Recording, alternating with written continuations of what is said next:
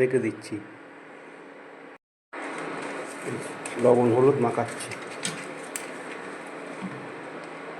মশলা দিয়ে হলুদ, ধনে গুঁড়ো, আদা রসুন পেস্ট হয়ে গেছে।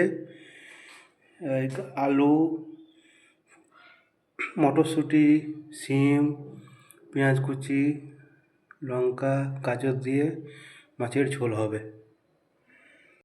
মাছ ভেজে নেওয়া হচ্ছে, আবার উল্টিয়ে নিচ্ছি।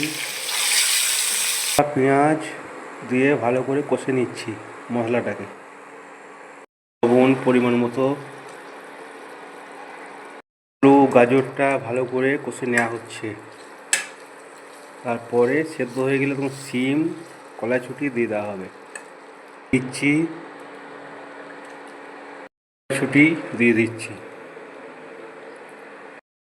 মাছ দিয়ে দিচ্ছি। ঝোল রেডি হয়ে গেছে, এবার নামিয়ে দেবো।